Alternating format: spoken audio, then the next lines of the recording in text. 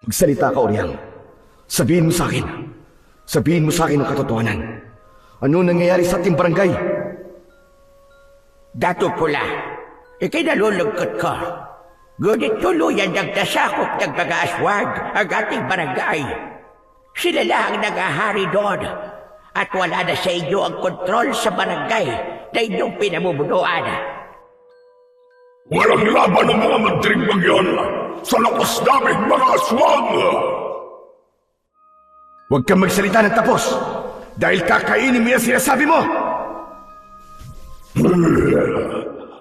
Tapusin na natin to!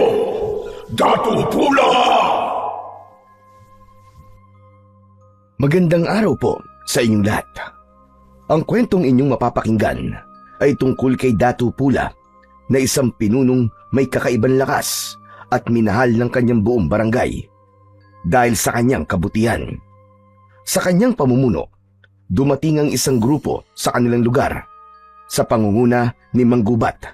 Dala ang mga alay at pangako ng kaunlaran. Tinanggap sila ni Dato Pula ng bukal sa loob. Walang kaalam-alam si Dato Pula na may masama palang hangarin si Mang Gubat sa kanilang barangay. Ngunit paano kung ang isa sa mga pinagkakatiwalaan ni Dato Pula ang magtataksil sa kanya? Magtagumpay kaya si Dato Pula sa pagdepensa sa kanyang bayan laban sa mga halimaw o tuluyan na silang lalamunin ng kadiliman? Ngunit bago po ang lahat mga idol, huwag po nating kalimutang mag-subscribe at i-hit ang notification bell sa aking YouTube channel na The Voice Addict at Apong Isaak para sa mas marami pang makapigil hiningang kwentong aswang at katatakutan mula sa mundo ng kababalagan. Umpisahan na po natin ang kwento. Bata pa lang ay nakitaan na si Dato Pula ng kakaibang lakas. Sa murang edad ay nakakapagbuhat na siya ng sako-sakong palay. Lahat ay humanga nang mapatumba niya ang isang kalabaw sa pamamagitan lamang ng isang suntok dahil bigla siya nitong inatake. Kaya naman, marami na kagad ang nag-isip na balang araw ay siya ang papalit sa kanyang ama na si Dato Alon sa pamumuno sa kanilang barangay. Hindi naman nagkamali ang mga tao dahil nang pumanaw si Dato Alon ay si Dato Pula na ang pumalit dito. Ipinagpatuloy ni Dato Pula ang hangarin ng kanyang ama at yun ay ang protektahan ang lahat ng tao sa kanyang nasasakupan sa kahit na anong uri ng panganib at kalaban. Isang umaga, nakatayo si Dato Pula sa harapan ng malawak na palayan kung saan may mga taong abala sa pagtatanim. Nakasuot si Dato Pula ng isang bahag na may burda ng pula na tanda ng kanyang katungkulan. Pinagmasdan ni Dato Pula ang mga mamamayan na masigasig na nagtatrabaho. May ilan sa mga yon ang mabagal ng gumalaw at halatang pagod na. Ang iba naman ay masiglang nagtatawanan habang nagtatanim ng mga palay. Sa di kalayuan, nakita niya ang isang batang lalaki na si Uban na halos matumba sa bigat ng karga nitong punla. Agad niyang nilapitan ang bata. "Uban, iwan mo na ang karga mo.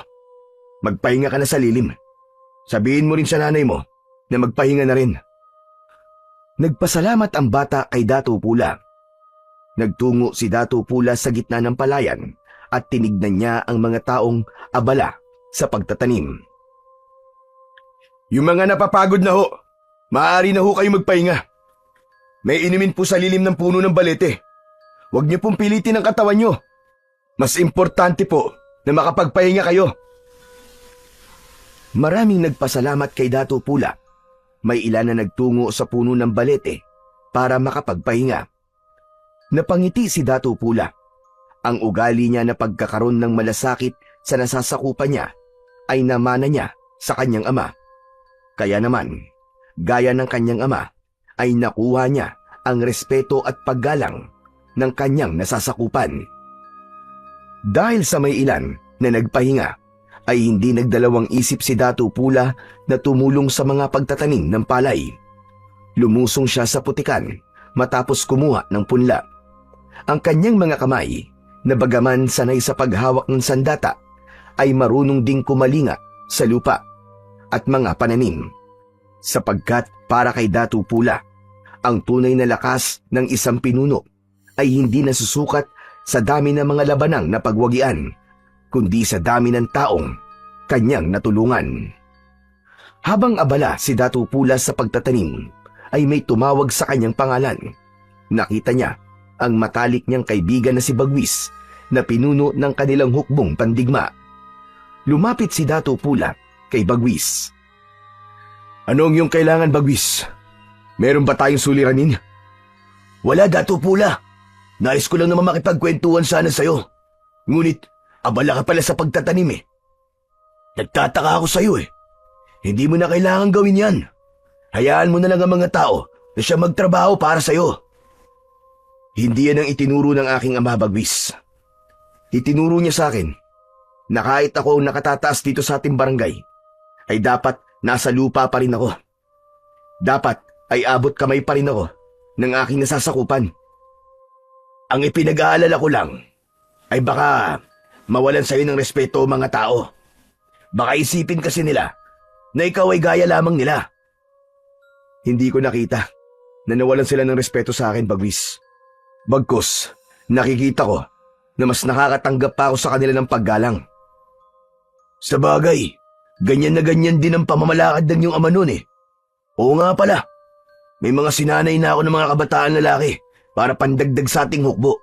Tinuturuan ko na silang gumamit ng sibat, pana at espada." Napakunot ang noo ni Datu Pula, sabay iling. "Tama ba ang aking narinig, Bagwis? Mga kabataan?" "Tama ang iyong pagkakarinig, Datu Pula. Mas makakabuti kung bata pa sila ay marunong na silang makipagdigma. Hindi natin alam kung kailan may sasalakay dito sa ating barangay o kung gaano kalakas ang puwersa ng sasalakayin natin." "Ngunit Bagwis, hindi ba't napag-usapan na natin ang tungkol sa bagay na yan? Ayokong sa murang edad ay sinasanay na kagad natin ang mga kabataan para sa pakikipaglaban. Ang nais ko ay samantalahin nila ang pagiging bata nila. Ang dapat sa kanila ay naglalaro at hindi pinoproblema ang pakikipagdigma. Kung yan ang yung nais, ay papahinto ko na kagad ang pagsasanay nila. Sa ngayon naman, wala pang banta ng digmaan eh. Kasundo natin ang mga katabi natin barangay. Yun ay dahil sa magandang pakikitungo natin sa kanila. At kapag may suliranin sila, ay hindi sila nagdadalawang salita. Kapag humingi sila ng tulong, naniniwala ako na kung anong ibinato mo, ay yun din ang ibabalik sa'yo." "Tunay na ikaw ay kahanga-hanga, Datu Pula. Mapalad ang ating barangay dahil gaya mo namumuno rito. O paano, kaibigan? Ako ay mauuna na at babalikan ko pa ang mga nagsasanay." "Sige, Bagwis.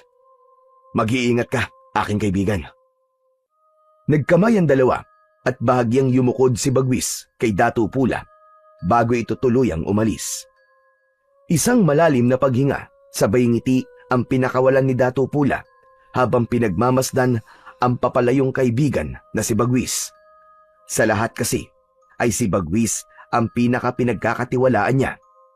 Nang mamatay ang mga magulang nito nung bata pa ito, ay ang tatay na ni Datu Pula ang kumukup kay Bagwis. Doon nagsimula ang kanilang pagkakaibigan na pinagtibay ng tagal ng panahon.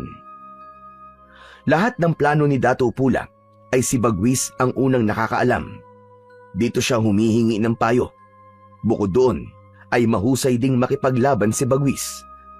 Kaya naman, nang siya na ang namuno sa kanilang barangay at nagpahinga na ang dating namumuno sa hukbo, ay hindi siya nagdalawang isip na italaga si Bagwis sa nabakanting posisyon.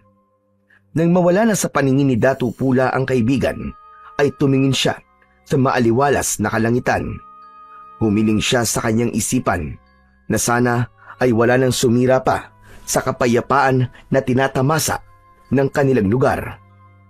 Matapos yun, ay bumalik na siya sa pagtulong sa pagtatanim ng palay. Pagsapit ng gabi, nasa kanyang kubul na si Datu Pula. Maya-maya ay pumasok ang isang matandang babae na bahagyang nakakuba ang likod. Dumiretso ito kay Datu Pula at umupo sa tabi niya.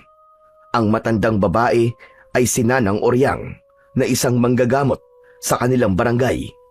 Mula ito sa pamilya ng mga babaylan, kaya naman may iba pang kakayahan si Oryang bukod sa panggagamot. Magandang gabi po. Ipinatawag niyo raw ako, Dato Pula. Oo, Nanang Oryang. Mabuti po't dumating ka na. Masakit po kasi ang likod ko dahil sa maghapon akong tumulong sa pagtatanim ng palay. Kung gano'n ay dumapa ka at hihilutin ko ang iyong likod, mahal na Dato. Tumalima naman agad si Datu Pula. Dumapa siya sa sahig ng kanyang kubol na gawa sa kawayan. Sinimulan na kagad ni Nanang Oryang ang paghihilot sa likod niya. Naaalala ko ang iyong namayapang ama dahil sa'yo. Gaya mo ay tumutulong din siya sa mga gawain dito sa ating barangay. Kaya hindi na ako nagtataka kung bakit marami rin ang nagmamahal sa'yo. Tunay na naging maayos ang pagpapalaki ni Dato Alon sa'yo. Alam ko po na ito po ang nais ng aking ama. Ang ipagpatuloy ko ang kanyang nasimulan. Batang paslit ka pa lamang, ay alam ko na magiging mahusay kang pinuno balang araw. Dato Pula, bukod sa kakaiba mong lakas, ay saksi ako na bukas na ang iyong puso sa pagtulong noon pa man.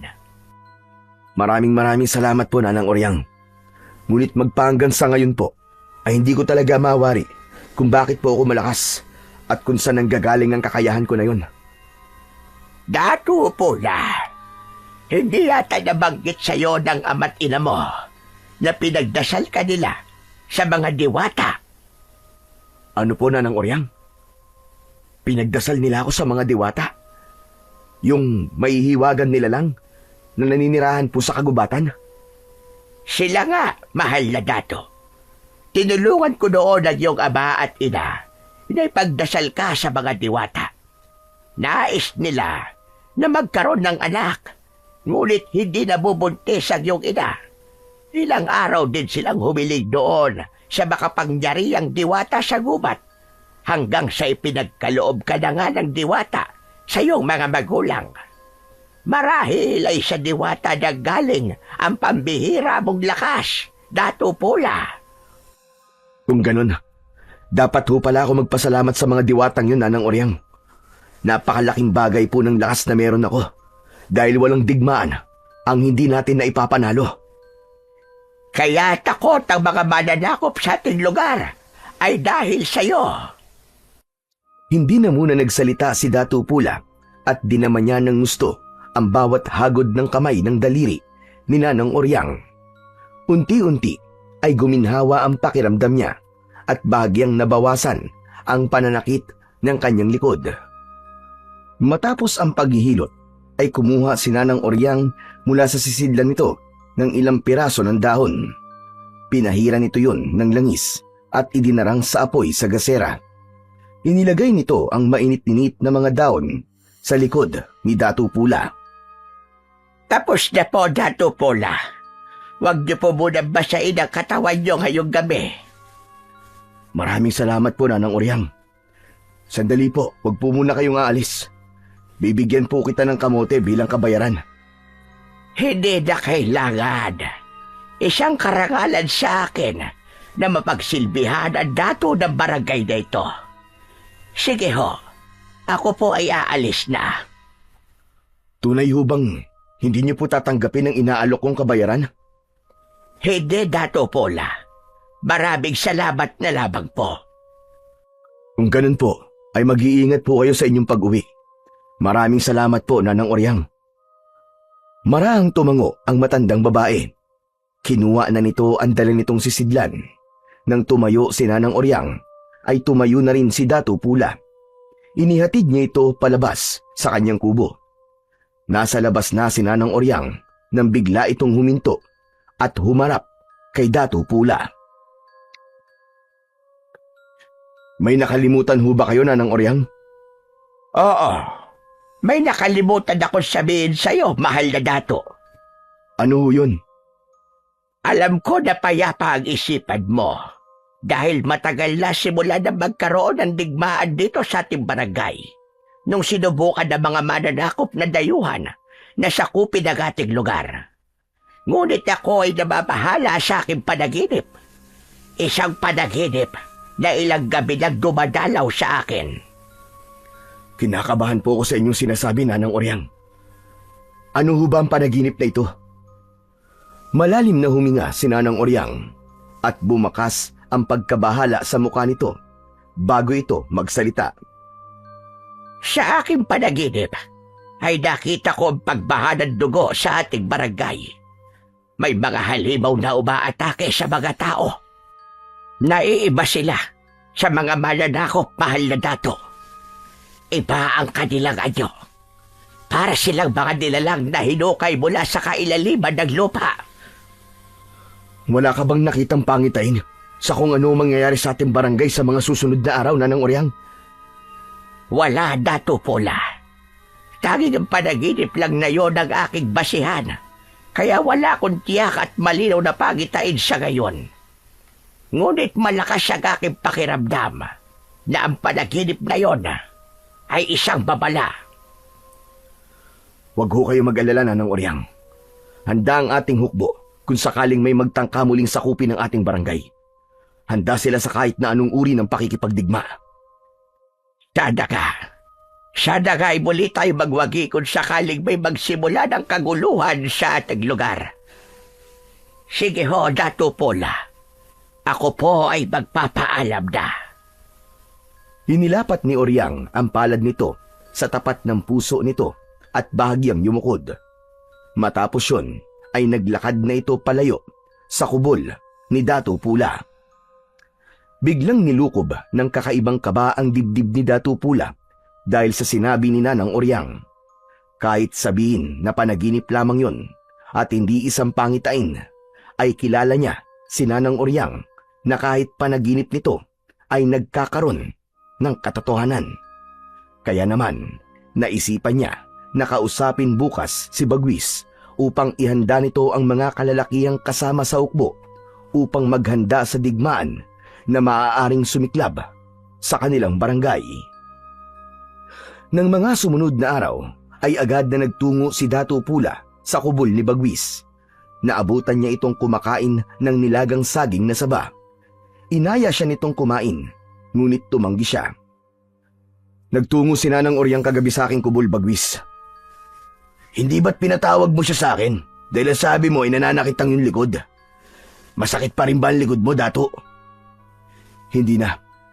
Ngunit may sinabi sa akin si Nanang Oryang na dahilan kung bakit ako nababahala ngayon. Aniya, ay ilang gabi na siyang binabagabag ng isang panaginip tungkol sa mga nilalang na malahalimaw na naghahasik ng lagim dito sa ating barangay. Nababagabag ako, Bagwis. Baka magkatotoong panaginip ni Nanang Oryang. Dato Pula, panaginip lamang yon. Hindi ba't si Nanang Oryang na rin ang nagsabi na ang panaginip ay kabaligtaran ng mangyayari sa realidad? Ibig sabihin ay magpapatuloy pa ang kapayapaan dito sa ating barangay. Ngunit ilang gabi na niya yung napapanaginipan. Hindi ba? Nakakabahala ng ganung bagay. Natahimik si Bagwis at tila nag-isip. Kung sa bagay, may punto ang iyong tinuran, Dato. Kung ganon, ano ang inyong nais na gawin? Kaibigang Bagwis, nais kong kausapin mo ang ating hukbo na palaging maging handa sa kung anumang paparating na laban. Mas mainam na handa tayo at huwag tayong maging kampante. Masusunod ho, mahal na Dato. Huwag ka mag-alala dahil yan ay aking agad-agad na gagawin. Sa gitna ng pag-uusap ng magkaibigan, ay may isang binata ang dumating. Anito ay natagpuan si Nanang Oryang na sugatan sa bukana ng kagubatan. Kinabahan si Dato Pula at kasama si Bagwis ay nagtungo sila sa kubol ni Nanang Oryang. Labis ang awang naramdaman ni Dato Pula nang makita ang kalagayan ni Nanang Oryang. Nakahiga ito sa banig at halatang nangihina. Puno ng sugat ang buong katawan nito. may mga kalmot at kagat. Ang iba ay mababaw, ngunit meron ding malalalim. Lumapit sina Dato Pula at Bagwis sa matanda. Nanang Oryang, ano pong nangyari sa inyo? Bakit po kayo puno ng sugat? Inatake ka ba ng mabangis na hayop sa gubat? Sana ka ay mabangis na hayop na lang ang gumawa nito sa akin, mahal na dato. Ngunit hindi hayop ang umatake sa akin kagabi habang ako ay pauwi mula sa iyong kubol. Kung ganun na, Nanang Oryang, ano po ang umatake sa inyo? Sabihin nyo! Isang nilalang na may nakakatakot na anyo. Para siyang aso na may katawan na gaya sa tao. Matutulis ang kanyang mga kuko at ngipin. Ang mga mata niya ay namumula. Dato Pula, mukhang nagaganap na ang aking panaginip. Sa tingin ko ay nandito na sa ating barangay ang mga halimaw. Sigurado ho ba kayo sa inyong nakita, Nanang Oryang? Baka kayo po ay namamalikmata lamang. Ngayon ko lang nalaman na may ganun palang mga nilalang. Sigurado ko, Bagwis. Hindi ako maaaring magkamali.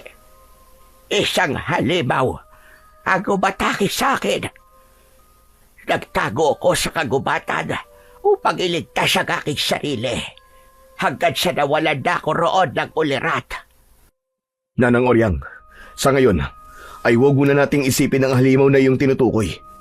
Ang dapat nating pagtuunan ng pansin ay ikaw. Napakarami ng inyong sugat, Nanang Oryang. May magagawa po ba kami para matulungan ka po? Mga ato, ang albularyo sa kabilang barangay. Siya lamang ang kilala kong manggagamot na malapit dito sa ating lugar. Kung maaari ay ipatawag niya siya, mahal na dato, upang gamutin ang aking mga sugat. Huwag ko kayo mag-alala, Nanang Oryang.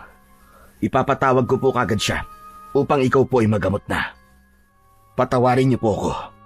Kung hindi sana kita pinatawag kagabi sa aking kubol, ay hindi ito mangyayari sa inyo. Umiling si Nanang Oryang at saka ngumiti. Wala ho kayong kasalanan, mahal na dato. Ito ay nakatakdang mangyari sa akin. Isa pa, maganda na rin na nasiguro natin na may halimaw nga dito sa ating barangay nang sa gayon ay makapaghanda na ang ating hukbo. Si Bagwis na po ang bahala sa bagay na yan. Sa ngayon po, ay mag-uutos na po kagad ako upang ipatawag si Amang Ato. Matapos ang pakikipag-usap ni Dato Pula at Bagwis kay Nanang Oryang, ay pinabantayan ito ni Dato Pula sa ilang kababaihan. Nag-utos agad siya na pumunta sa kabilang barangay upang ipatawag si Amang Ato. Habang naglalakad sina Dato Pula at Bagwis patungo sa lugar ng pagsasanay, ay hindi napigilan ni Bagwis ang magtanong. Dato Pula, sa tingin mo ba ay may katotohanan na sinabi ni Nanang Oryang na isang halimaw ang umatake sa kanya? Kung iisipin, ay mahirap talaga yung paniwalaan.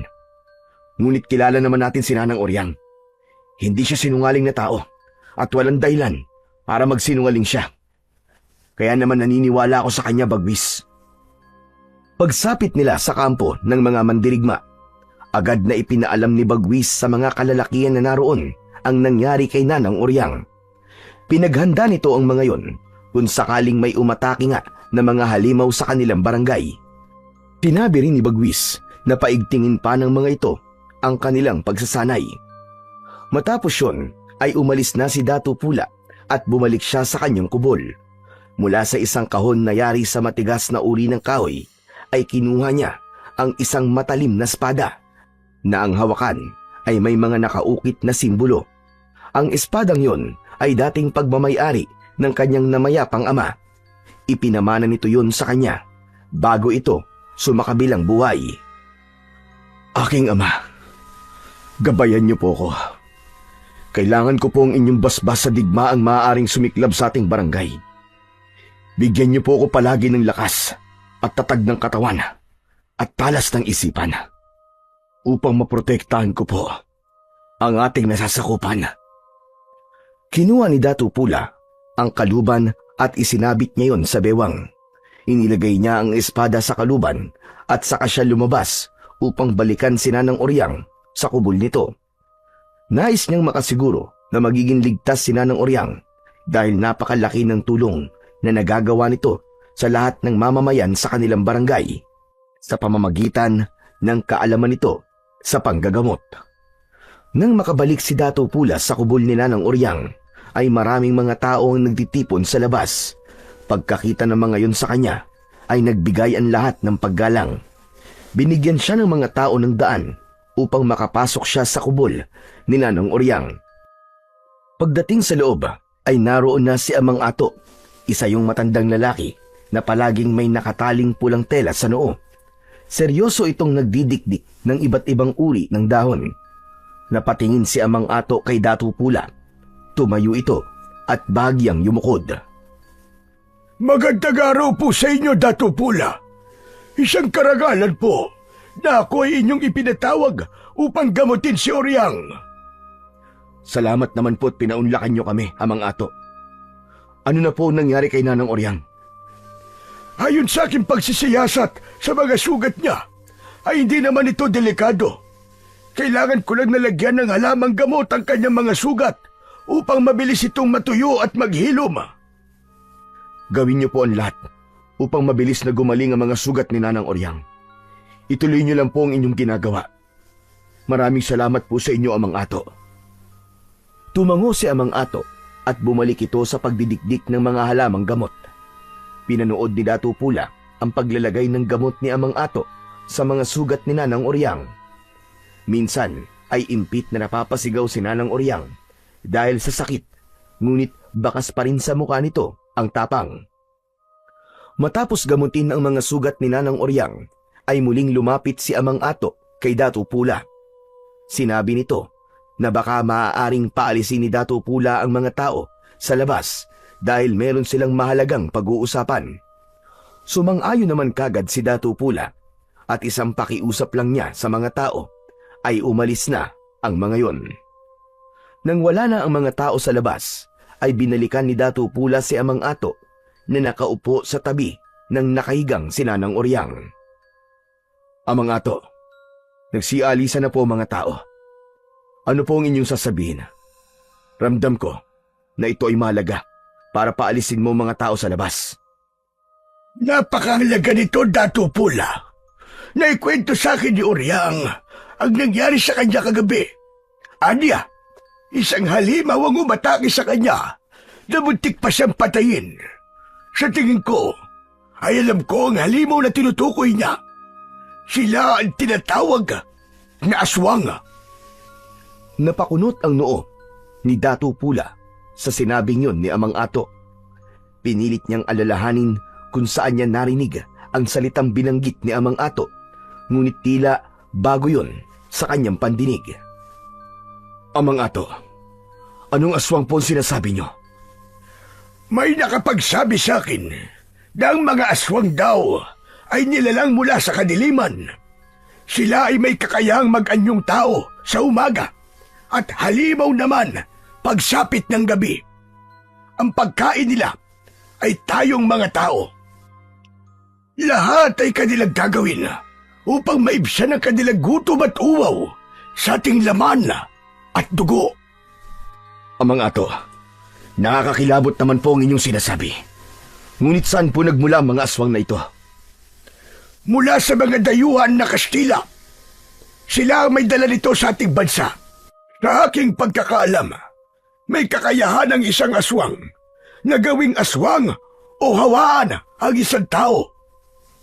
Nakarating din sa akin na ang layunin ng mga aswang ay masakop ang malaking bahagi ng ating bansa upang sila ang maghari dito, habang tayong mga tao ay magiging alipin nila o pagkain nila.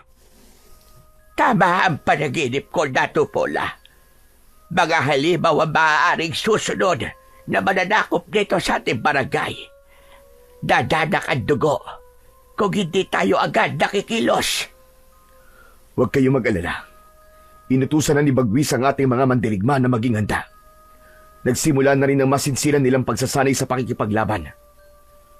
Mas lalo nyo pang pagtibay ng inyong depensa, Datu Pula. Hindi gaya ng mga tao, mga aswang. Sila ay mababangis at wala silang habag. Mabibilis sila at mas malakas kumpara sa ating pangkaraniwan tao. Pag-ingatin mo rin ang iyong mga mamamayan. Huwag mo na silang palabasin sa gabi dahil sa ganitong parte ng araw sila umaatake. Tatandaan ko po ang lahat ng inyong sinabi, Amang Ato. Maraming salamat po sa inyo. Matapos ang pag-uusap na yon, ay umalis na si Amang Ato. Muling tinawag ni Datu Pula ang ilang kababaihan upang magbantay kay Nanang Oryang. Hindi niya binaliwala ang paalala ni Amang Ato.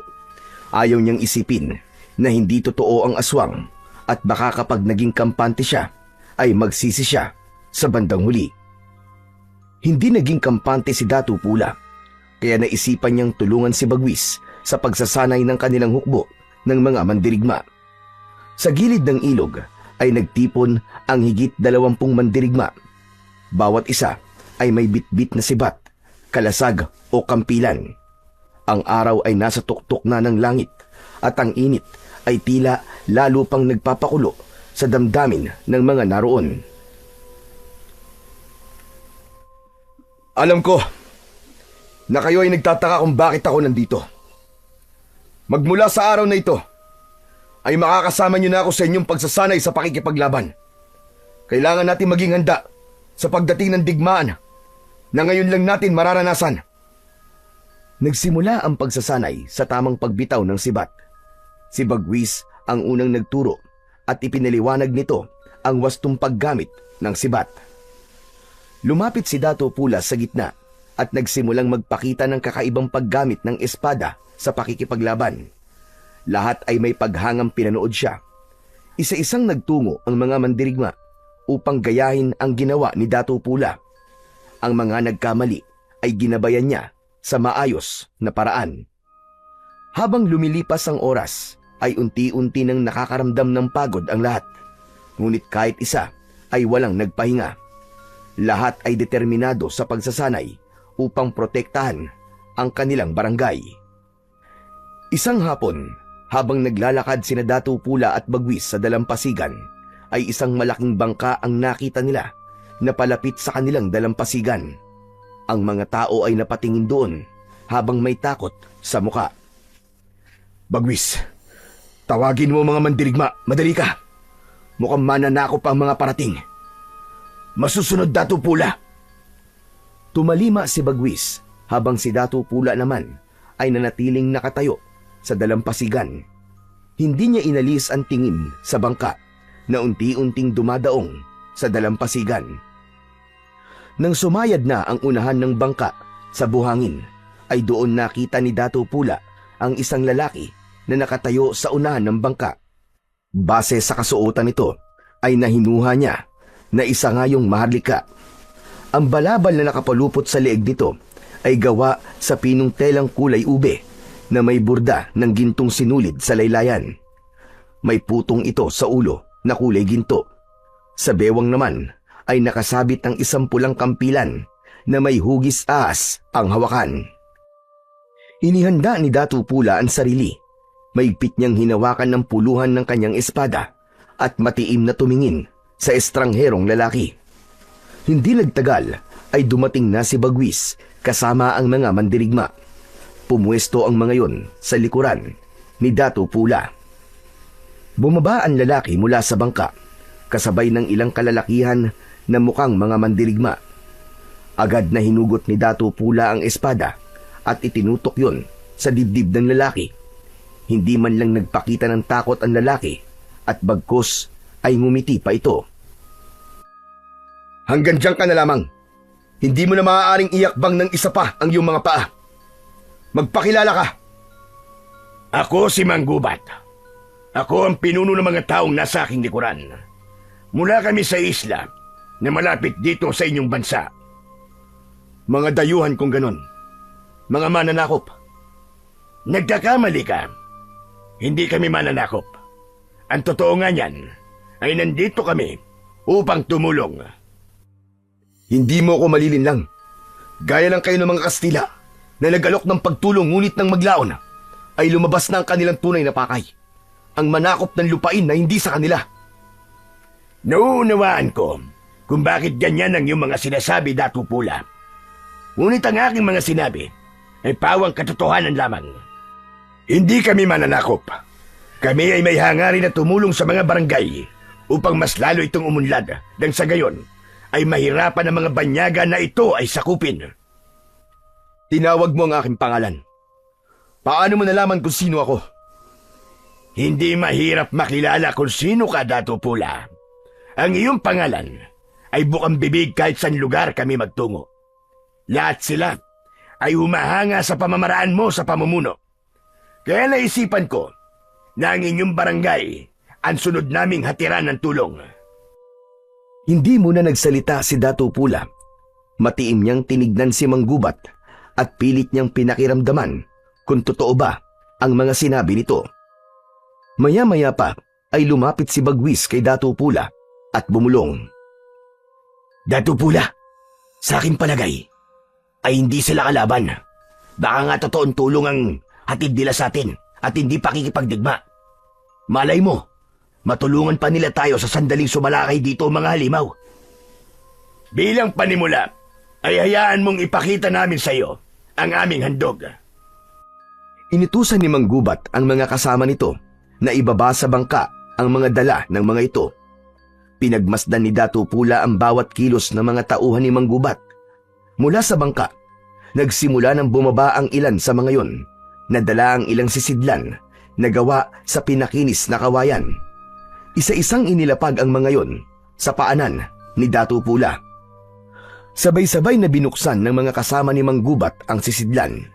Meron doong mga tela, alak, mga pinatuyong karne, at ang maliit na sisidlan ay naglalaman ng alas na yari sa ginto. Tanggapin mo ang aking munting alay sa iyo, Datu Pula.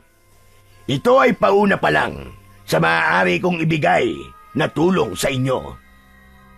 Hindi ako basta-basta nadadala sa mga handog. Sa ngayon, ay nais muna kitang makausap, Manggubat, kasama ang namumuno sa aking hukbo na si Bagwis. Isang karangalan sa akin na kayo ay makausap, Datu Pula. Pinasunod ni Datu Pula si Manggubat sa kanyang kubol. Kasabay niyang naglalakad si Bagwis habang nasa likod nila si Manggubat. Pagdating nila sa kubol ni Datu Pula, ay naupo sila sa kawayang sahig. Dinulutan ito ni Bagwis ng mainit na salabat at doon na sila nagsimulang mag-usap. Paumanhin sa uri ng pagsalubong ko sa inyo, Manggubat. Kami ay nag-iingat lamang dahil sa mga mananakop. Gaya ng aking tinurang kanina, ay naiintindihan ko. Alam ko na kayo ay nag-iingat lamang. Wala kami rito para manakop, kundi para tumulong. Ano-ano naman tulong ang inyong maibibigay sa amin, Manggubat? Edukasyon. May mga kasama ako na kayang turuang magbasa ang mga bata at ang iba pa nais matutong magbasa. Kapag may kaalaman, ang mamamayan sa isang barangay ay magdadalawang isip ang mga mananakop na angkinin ang barangay na yun dahil iisipin nila na matatalino ang mga taong nakatira dito. May kakayahan din kami sa pagtatayo ng mas matibay na mga kubol. Mas magiging maunlad ang inyong barangay kung matitibay ang tirahan ng mga tao rito. Magtuturo rin kami ng epektibong estratehiya sa pangangaso, pangingisda at pagtatanim. Tumango-tango si Datu Pula. Ang totoo ay maganda ang lahat ng mga sinabi ni Manggubat, lalo na sa edukasyon. Marami sa mga tao sa barangay nila ang hindi marunong magbasa at magsulat. Ngunit hindi pa rin siya kumbinsido sa mga sinabi ni Manggubat, kaya humingi siya ng opinyon mula kay Bagwis. Bagwis, ano sa palagay mo? Tatanggapin ba natin ang tulong na inaalok ni Manggubat? Sa aking palagay, ay nararapat na tanggapin natin, Datu Pula. Wala akong nararamdamang masama sa pagdating nila. Malaki ang may tutulong nila sa atin. Muling tumingin si Datu Pula kay Manggubat. Kung aking tatanggapin ang tulong nyo, ano naman ang magiging kapalit? Wala kaming hinihinging kapalit, Datu Pula. Ang aming pagtulong ay bukal sa aming mga puso. Kung ganun, ay tinatanggap ko na ang inyong tulong. Ngunit sa oras na may nakita akong mali o masama sa inyong ginagawa, ay kamatayan ang inyong sasapitin. Nagkakaintindihan ba tayo? Naiintindihan ko, mahal na dato. Maraming salamat. Hinilahad ni Manggubat ang isang kamay at walang pag-aalinlangan na tinanggap naman yun ni Datu Pula. Kinabukasan ay agad na ipinag-utos ni Datu Pula ang pagpapatayo ng mga kubol sa silangang bahagi ng barangay na may sapat na distansya mula sa mga tahanan ng kanyang mga nasasakupan. Kumilos ang buong komunidad upang magtulong-tulong sa pagkuha ng mga kawayan. Bumuo ang mga ito ng haligi. Ang mga kababaihan naman ay gumawa ng pawid para sa bubong. Sa loob ng ilang araw ay natapos na ang 6 na may kalakihang kubol para kina Manggubat. Agad namang ginawa ni Manggubat ang mga ipinangako nito kay Datu Pula.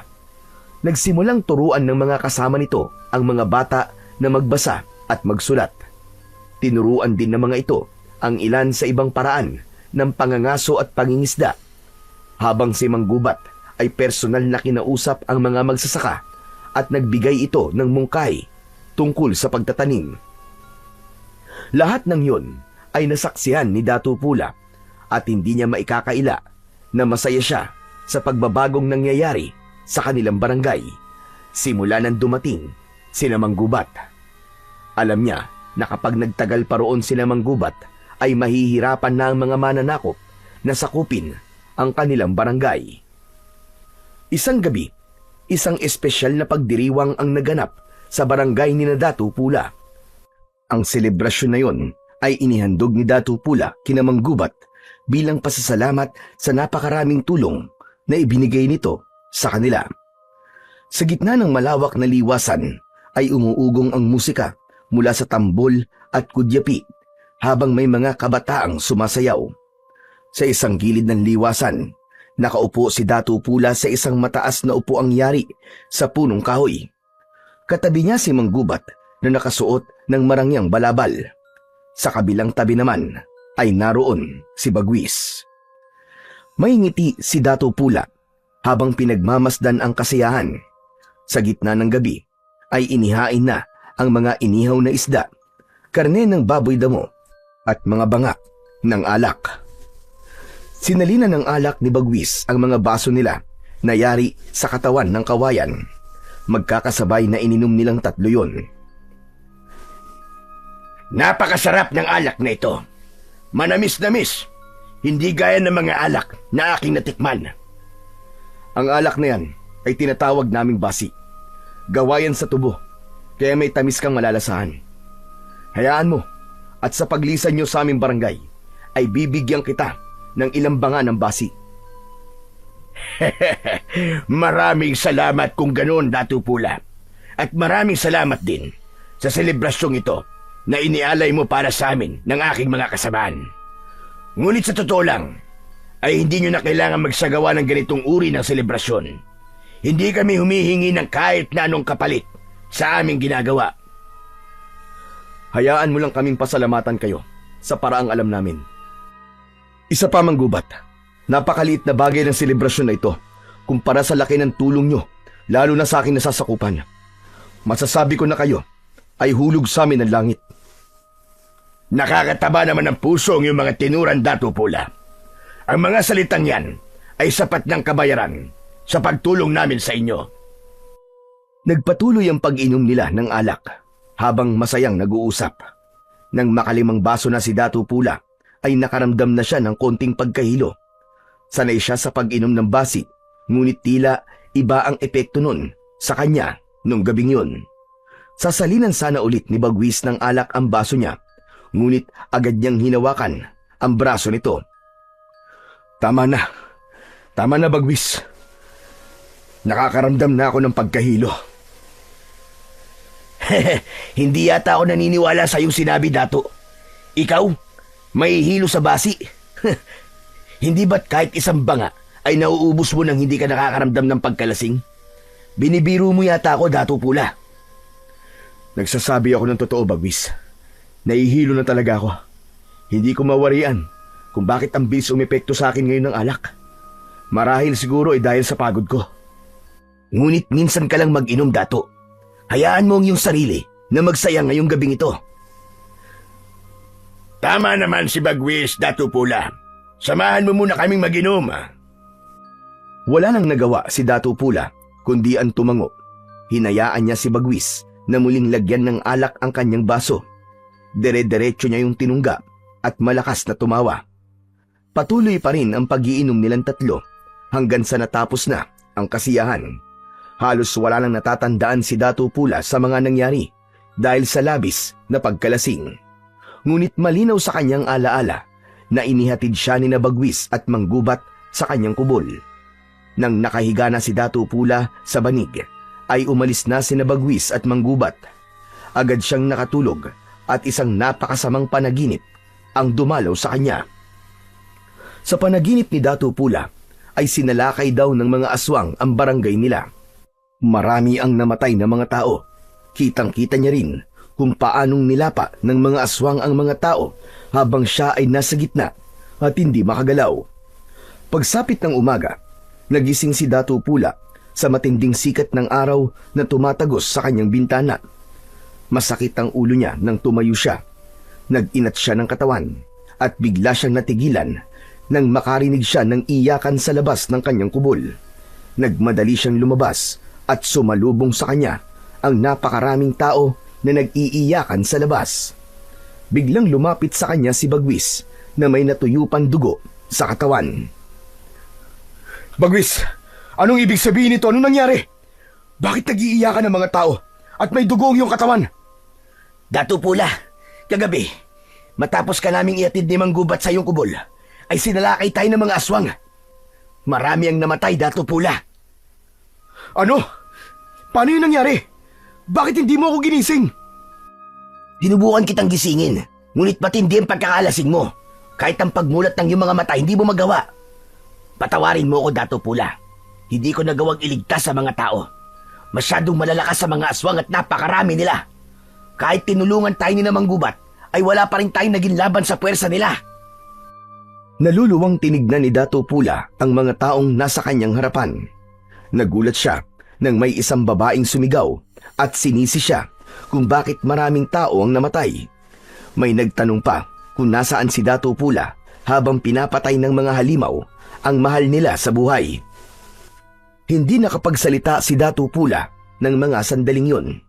Nais niyang magpaliwanag, ngunit walang salitang lumalabas sa kanyang bibig. Si Bagwis ang humarap sa mga taong nagagalit nang mapansin ito na nakatulala si Dato Pula.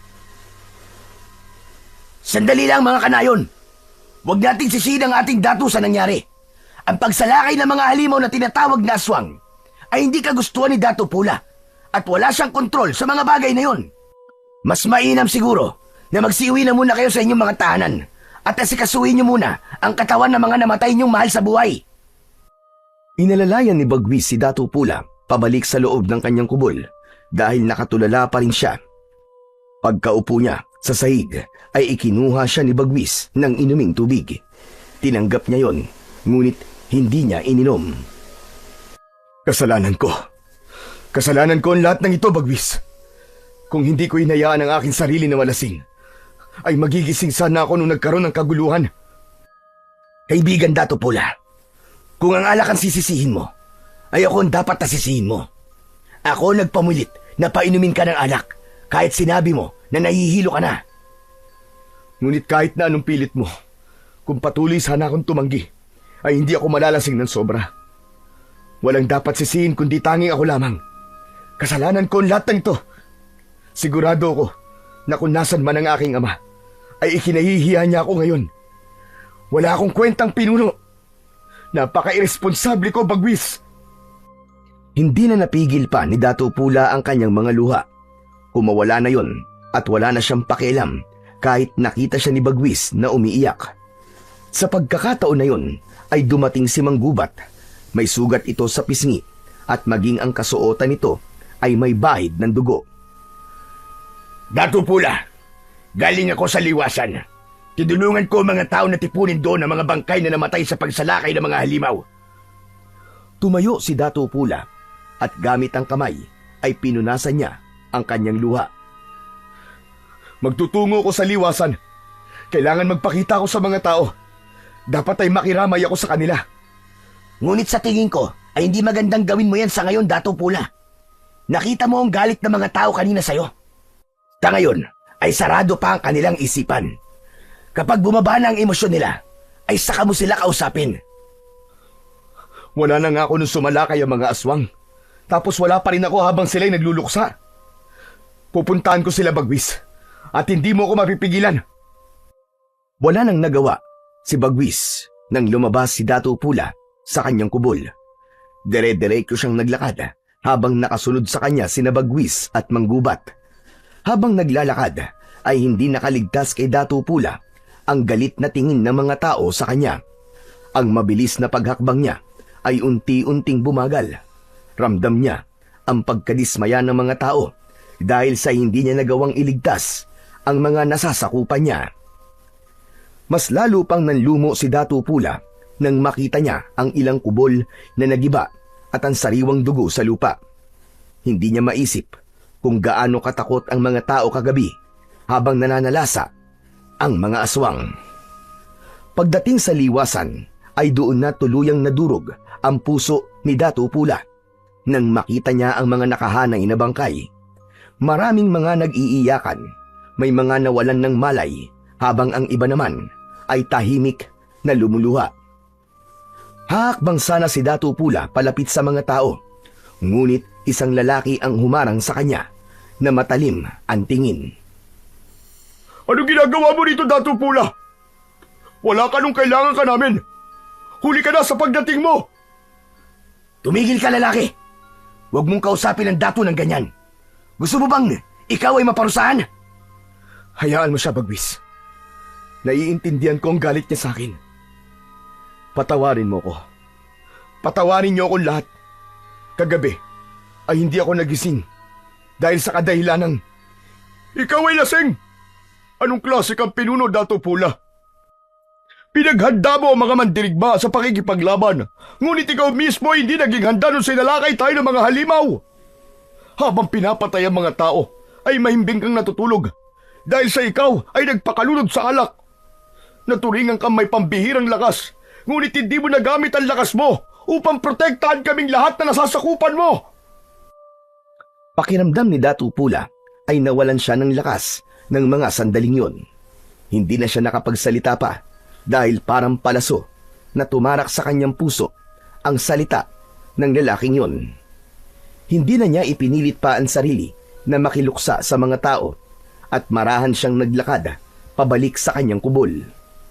Sa mga sumunod na araw ay mas lalong naramdaman ni Dato Pula ang panlalamig ng mga tao sa kanya. Tahimik ang mga yon sa tuwing nakikita siya at tila wala nang may nais na siya ay kausapin. Kapag dumadaan siya, ay may mga tumatalikod at umiiwas ng tingin sa kanya. Alam ni Dato Pula ang dahilan ng lahat ng yun. Wala siya nang mangyari ang paglusob. Marami ang nasaktan at may mga namatay. Wala siya roon para pangunahan ang pagtatanggol sa mga tao. Gabi-gabi ay hindi nakakatulog ng maayos si Dato Pula. Palagi niyang iniisip kung saan ba siya nagkulang. Pakiramdam niya ay binigo niya ang lahat at hindi niya na masabi na karapat dapat pa niyang pamunuan ang kanilang barangay. Isang gabi, nagdesisyon si Dato Pula na mag-ikot sa kanilang barangay. Hindi niya maintindihan kung bakit meron siyang pakiramdam na may masamang mangyayari. Inihanda na niya ang espada ng kanyang ama. Isinabit niya yon sa bewang nang biglang dumating si Bagwis at nagtaka ito nang mapansin na paalis siya. Saan ang iyong tungo, Dato Pula? Gabing-gabi na. Ngunit tila ikaw ay susugod sa isang digmaan. Iikot ako sa ating barangay. Masama ang pakiramdam ko, Bagwis. Parang merong masamang mangyayari. Nag-iikot na ang ilang mandirigma. Hayaan mo na sila na gawin ang kanilang tungkulin. Sinisiguro nila kung aatake muli ang mga aswang, ay nakahanda sila.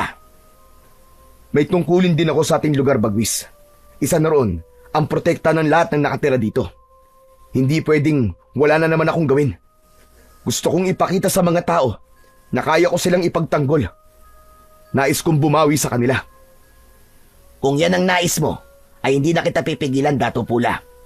Hayaan mo kung samahan ka sa iyong pag-iikot. Hindi na kailangan, Bagwis. Kaya ko na itong mag-isa. Samahan mo na lamang ang iba. Pamunuan mo sila. Sigurado ka ba, mahal na Dato? Oo, Bagwis. Sigurado ako. Sige na. Mauuna na ako. Mag-iingat ka sana, Bagwis. Mag-iingat rin ho kayo, Dato Pula. Nilisan na ni Dato Pula ang kanyang kubol. Habang naglalakad, ay naisip niya na maaaring sa mismong barangay umiikot sina Bagwis. Kaya nagdesisyon siya na sa gubat siya umikot upang masiguro niya na walang aswang na nagtatago doon. Mag-isang pumasok si Dato Pula sa kagubatan. Maliwanag ang sikat ng buwan, kaya kahit paano ay nakikita niya ang paligid. Hindi yun ang unang beses na naglakad siyang mag-isa sa kagubatan. Ngunit ngayon ng sandaling yon ay may kung anong bigat ang hangin na parang may mga matang nakatitig sa kanya mula sa dilim. Hinawakan niya ang hawakan ng kanyang espada at inihanda niya ang sarili sa anumang panganib. Hanggang sa may narinig siyang pag-angil na tila mula sa isang mabangis na hayop. Huminto siya at nakiramdam sa paligid. May tao ba dyan? Kung sino ka man, lumabas ka at magpakita sa akin! Mula sa likuran ng mga puno ay sabay-sabay na lumabas ang mga aswang. Lahat ay nakatingin kay Dato Pula na parabang isa siyang masarap na putahe. Tuluyan ng hinugot ni Dato Pula ang espada mula sa kaluban. Sumugod ang unang aswang at mabilis na sinalag ni Dato Pula ang pag-atake na yon gamit ang kanyang espada. Isang mabilis na hiwa sa leeg ng aswang ang pinatikim niya rito at bumagsak ito ng pasadsad sa lupa. Sumunod pa ang dalawa at sa isang ikot ng kanyang katawan ay naputol ang braso ng isa at nahati ang katawan ng ikalawa. Ngunit hindi tumigil ang pagdating ng mga halimaw. Pinalibutan siya ng higit sa 10 at sabay-sabay na umatake ang mga yon. Napilitan siyang umatras habang patuloy sa pagsalag at pagsaksak. Sa isang iglap, isang aswang ang nakalapit kay Dato Pula at sinunggaban ang kanyang braso. Nabitiwan niya ang kanyang espada. Tumilapon yun sa damuhan at nawala na yun sa kanyang paningin. Sa kabila ng kawalan ng sandata, ay hindi pinanghinaan ng loob si Dato Pula. Alam niya na sa pagkakataon na yon ay kailangan niya nang gamitin ang kanyang pambihirang lakas. Kung inaakala nyo na matatalo nyo ako dahil sa wala sa akin ang aking espada, ay nagkakamali kayo! Iniunat ni Dato Pula ang kanyang hintuturo at hinlalato. Sinugod niya ang isang aswang at gamit lamang ang 2 daliri ay sinaksak niya yon sa dibdib. Bumaon sa katawan ng aswang ang kanyang daliri. Isa-isa niyang tinumba ang mga aswang gamit ang kanyang daliri at pambihirang lakas. Sinaksak niya ang mga yon sa leeg, sa mata, sa tiyan at sa dibdib. Ngunit sa hindi inaasahang pangyayari ay isang aswang ang matagumpay na nakalapit sa likuran ni Dato Pula. Mariin siya nitong kinagat sa balikat. Napasigaw si Dato Pula at agad na siniko ito ng malakas, pero sinundan pa yon ng iba pang aswang. Kinalmot at kinagat siya ng mga yon sa iba't ibang parte ng kanyang katawan. Nadulas na siya sa sarili niyang dugo hanggang sa tuluyan na siyang bumagsak sa malamig na lupa. Halos hindi na siya makahinga sa dami ng kanyang sugat. Nanlalabo na rin ang kanyang paningin. Nanginginig na ang kanyang katawan at ramdam na ramdam niya ang bigat ng bawat sugat na kanyang tinamo. Sa ilalim ng mga bituin at buwan, habang nakapalibot ang mga aswang sa kanya, ay unti-unting pumikit ang mga mata ni Dato Pula at tuluyan na siyang niyakap ng kadiliman. Sa pagkawala ng malay ni Dato Pula, ay inakala niyang yun na ang kanyang katapusan. Inisip niya na wala na siyang magagawa upang protektahan ang mga mamamayan ng kanyang barangay laban sa aswang. Alam niya na sa pagkakataon na yon ay binigo niya ang kanyang ama sa pagtitiwala nito na ipasa sa kanya ang pamumuno bago yun binawian ng buhay. Ngunit tila may plano pa ang lumikha kay Dato Pula dahil isang araw ay bigla siyang nagising. Napasinghap siya kasabay ng pagbukas ng kanyang mga mata sa isang hindi pamilyar na kubol. Nasaan ako? Anong lugar to? Iginala niya ang paningin sa paligid upang maghanap ng pamilyar na bagay, ngunit wala siyang nakita. Sinubukan niyang bumangon, ngunit mabigat ang kanyang katawan at kahit konting galaw lang ay may nararamdaman siyang masakit. Hanggang sa isang matandang lalaki na may dalang mga dahon ang pumasok sa kubol. Agad yung nakilala ni Dato Pula.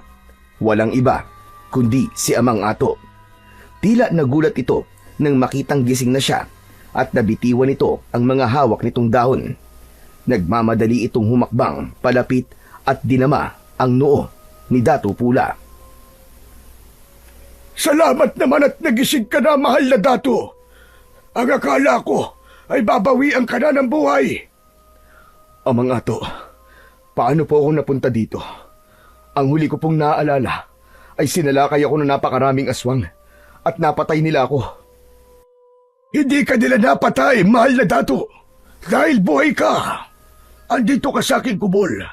Dito ka namin dinala ni Oryang nang matagpuan ka niya sa kagubatan.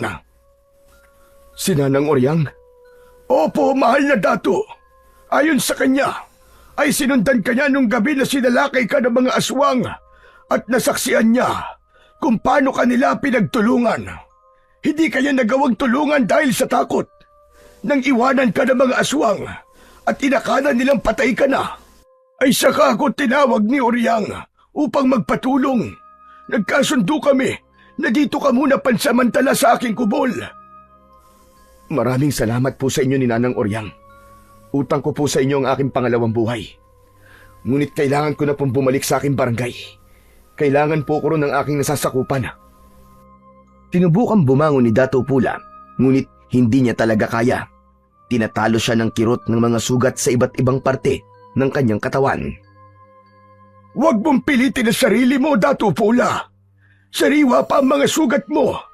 Matatagalan pa bago gumaling ang mga yan dahil masyadong malalalim. Mas makakabuti po kung magpahinga ka na muna at hayaan mo kung gamutin ka. Hindi maaaring nandito lamang ako, Amang Ato. Dapat ay makita ko ng mga tao sa aking barangay. Kailangan kong bumawi sa kanila sapagkat napakalaki ng aking pagkukulang sa kanila.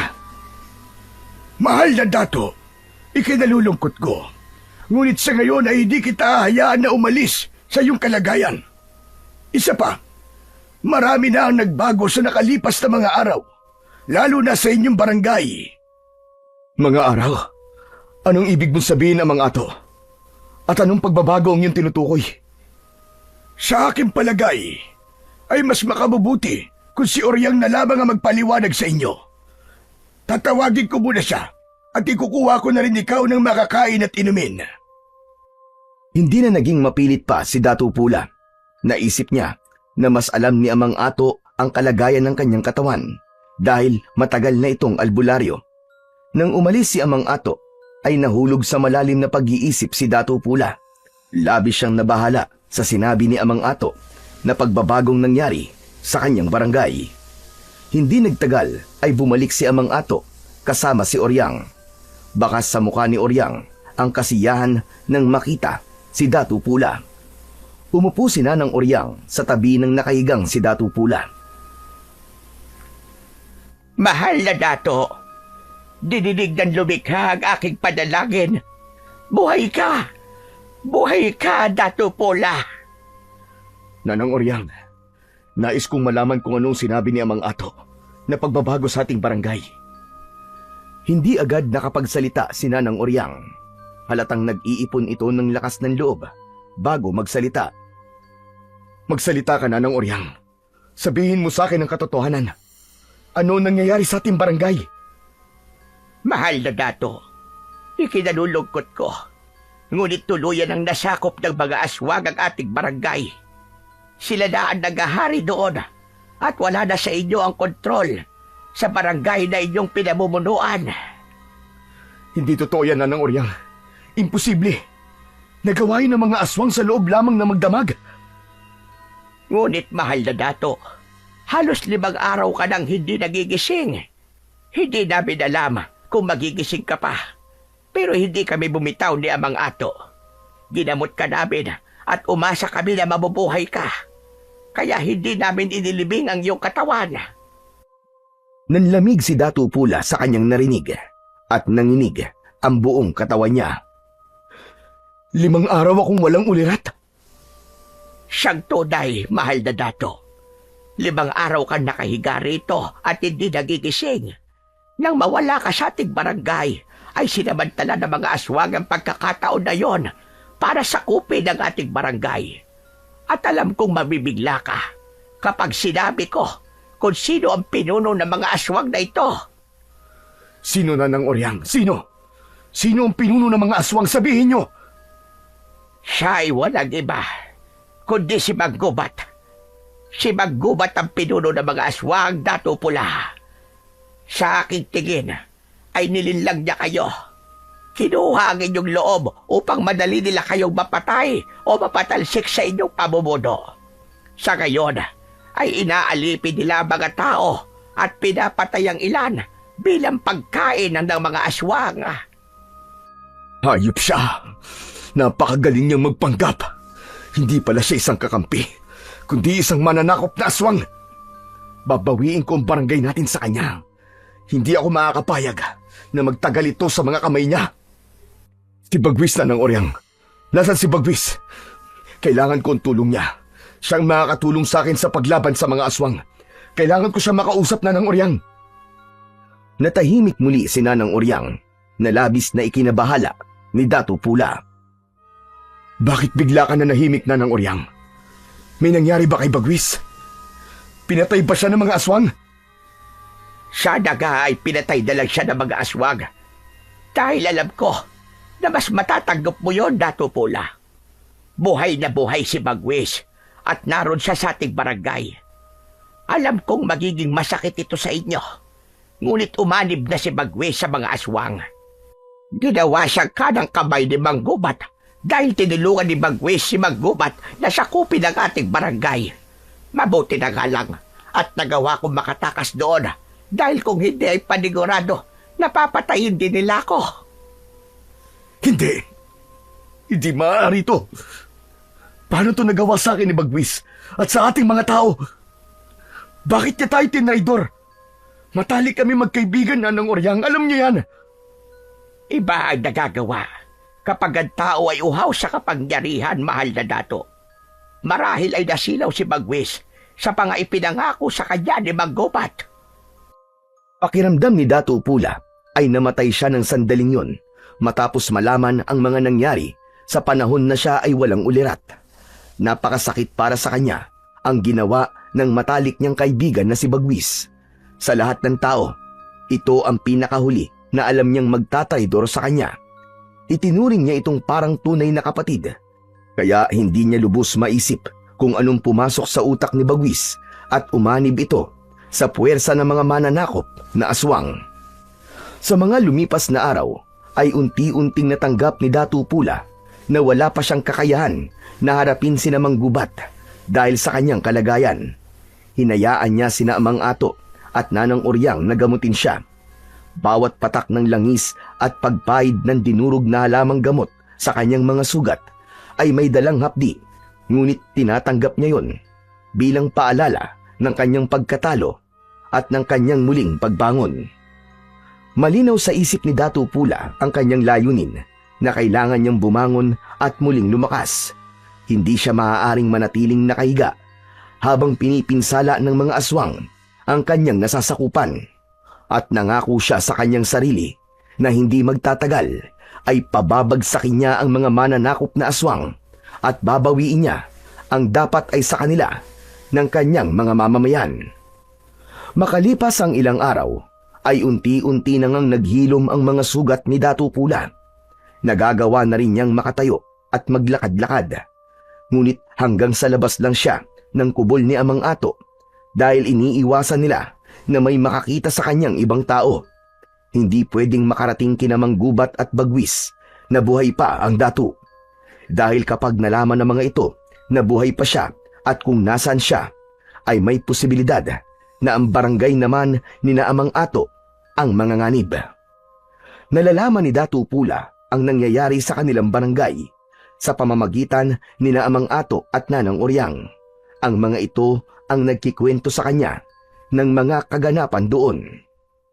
Gaya na lamang ng hapon na yon, nakaupo si Datu Pula sa banig sa loob ng kubol ni Amang Ato nang pumasok ang matandang lalaki na may dalang balita sa kanya. May bago ho ba kayong balita sa akin, Amang Ato? Meron, Datu Pula, at hindi maganda ang aking ibabalita. Sa sitwasyon nating lahat ngayon, ay hindi na ako umaasa na magandang balita. May nakapagsabi sa akin na nagsisimula na sumalakay ang mga mananakop na aswang sa ibang barangay. Ang akin sa panta ay plano nilang sakupin ang buong bansa. At kapag nangyari yun, ay paniguradong babagsak tayong lahat. Kung ganun, ay nararapat lang na pabagsakin ko agad si Manggubat bago pa niya masakop ang ibang barangay. Mas lalong lalakas ang puwersa nila habang dumadami ang barangay na kanyang nasasakop. Tama ka, mahal na Datu. Sa ngayon, ay ikaw na lamang ang pag-asa naming lahat. Ngunit kailangan niyo pang magpalakas. Kahit hilom na ang mga sugat mo, ay hindi ito indikasyon na kaya mo nang makipaglaban muli. Nauunawaan ko po, Amang Ato. Malinaw na ang aking pag-iisip at hindi ako susugod ng di pa ako ganap na malakas. Ayoko muling matalo ng mga aswang. Hindi na ako papayag na magwagi sila ulit laban sa akin. Marahang tumango si Amang Ato bilang pagsang-ayon nito. Sa kabila ng pagkatalo noon ni Datu Pula sa mga aswang, ay malakas pa rin ang paniniwala niya na aayon pa rin sa kabutihan ang pagkakataon. At hindi magtatagal ay muling babalik sa normal ang kanilang mga buhay. Dumating ang araw na naramdaman ni Datu Pula na tuluyan ng bumalik ang kanyang lakas. Pero hindi yun naging dahilan para agad siyang sumabak sa digmaan laban sa mga aswang na mananakop. Alam niya na kailangan niya ulit linangin ang kakayahan niya sa pakikipaglaban. Kaya naman, madaling araw pa lang, ay gising na si Datu Pula.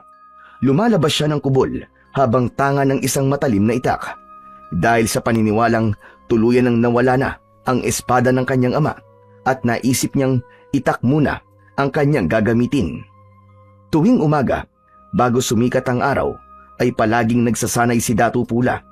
Kahit pa meron siyang kakaibang lakas, ay ayaw niyang maging kampante, lalo na't napagtanto niya na hindi basta-bastang kalaban ang mga aswang. Hindi na siya papayag na maulit muli ang pagkagapi niya sa mga aswang at ipapakita niya sa mga ito kung ano ang kaya niyang gawin para lang bawiin ang barangay na sinakop ni na Manggubat. Isang umaga, matapos ang nakakapagod na pagsasanay, ay naupo si Datu Pula sa nakausling ugat ng malaking puno. Tagaktak ng pawis ang kanyang matipunong katawan. Maya-maya pa ay lumapit sa kanya sina Nanang Oryang at Amang Ato.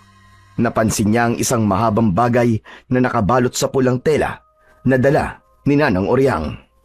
Sabay na bumati at nagbigay ng paggalang ang dalawang matanda sa mahal na Datu. Mahal na Dato, ano na po ang lagay ng inyong pagsasanay? Maayos na po, Nanang Oryang. Pakiramdam ko ay handa na ako anumang oras. Kailangan ko lamang malaman kung kailan ang tamang oras ng aking pagsalakay. Kung kailangan niyo po ng tulong, ay sasabihan ko ang aming Datu upang matulungan ka, Datu Pula. May mga hukburin kami na nakahandang tumulong sa inyo kung kinakailangan. Ngayon pa lang ay iparating mo na ang aking pasasalamat sa inyong Datu. Amang Ato, hindi ko to kakayanin na mag-isa. Kaya malaking bagay kung merong tutulong sa akin. Humakbang si Nanang Oryang, papalapit kay Datu Pula. Mahal na Dato, may isa pang maaaring makatulong sa inyo. Tanggapin mo ang bagay na ito. Inabot ni Nanang Oryang ang bagay na nakabalot sa pulang tela at nagtatakang tinanggap naman yun ni Datu Pula. Inalis niya ang pulang tela at nanlaki ang kanyang mga mata nang malaman niya na yon ang espada ng kanyang ama. Hindi makapaniwalang napatingin si Datu Pula kina Nanang Oryang at Amang Ato. Ang espada ng aking ama! Paano niyo po ito nakuha? Ang buong akala ko nawala na ito. Nakita namin yan sa gubat kung saan kasi nalakay ng mga aswang. Kinuha namin ang espadang yan dahil alam naming pamana pa yan ng inyong ama. Tumayo si Datu Pula at bahagyang yumukod sa dalawang matanda. Ako po ay lubos na nagpapasalamat sa inyo, Nanang Oryang at Amang Ato. Napakalaki po ng tulong niyo sa akin. Sa kabila ng aking pagkatalo sa mga aswang, ay hindi kayo nawalan ng paniniwala sa akin. Maraming salamat po sa inyo. Dahil hindi kaya burahin ng isang beses na pagkakamali ang magagandang bagay na yung nagawa, Datu Pula. Saksi ako sa iyong paglaki at nakita ko ang kabutihan sa iyong puso gaya ng iyong ama. Kaya hindi ka namin iiwanan sa laban na ito. Hindi man namin kayang humawak ng sandata, ay tutulong kami sa iyo sa paraang alam namin. Naluha si Datu Pula sa sinabing yun ni Nanang Oryang. Tinapik naman ni Amang Ato ang balikat ni Datu Pula. Mas lalong lumakas ang loob niya dahil nasa kanya ng muli ang sandatang ipinamana sa kanya ng yumao niyang ama.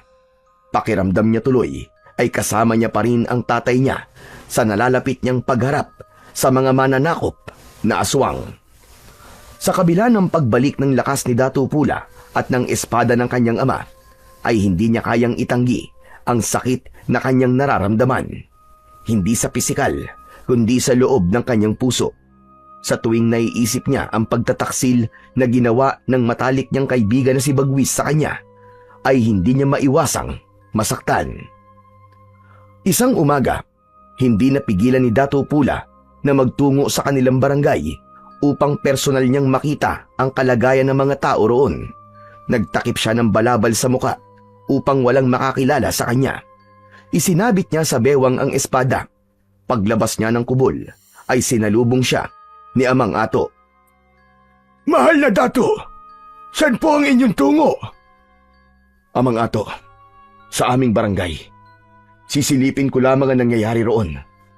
Ngunit mahal na Datu, mapanganib ko may makakakilala sa iyo. Kaya nga po ako naglagay ng balabal sa aking muka. Huwag kang mag-alala, Amang Ato. Mag-iingat ako at sisiguraduhin kung walang makakakilala sa akin o makakakita sa akin. Babalik din ako rito mamayang tanghali. Mukhang hindi na nga kita mapipigilan. Kung ganun, ay mag-iingat ka, mahal na Datu. Salamat po sa inyo, Amang Ato. Hindi na nagsayang pa ng sandali si Datu Pula. Agad siyang naglakad patungo sa kanilang barangay. Dumaan siya sa gubat upang walang makakita sa kanya. Nang makarating siya sa bukana ng gubat, ay pinagmasdan niya ang kanilang barangay. Nakita niya ang mga tauhan ni Mang Gubat na pinagtatrabaho at pinahihirapan ang mga tao. Nadurog ang puso ni Datu Pula sa kanyang nakita. Nais niyang sumugod ng mga sandaling yon, ngunit alam niya na hindi pa yon ang tamang pagkakataon. Aalis na sana siya nang namataan niya si Bagwis na naglalakad patungo sa kinaroroonan niya. Mabilis na nagtago si Datu Pula sa likod ng isang puno. Dumaan sa harap niya si Bagwis na hindi siya napapansin. Tumiim ang bagang ni Datu Pula habang nakatingin sa dating kaibigan na naglalakad papasok sa kagubatan.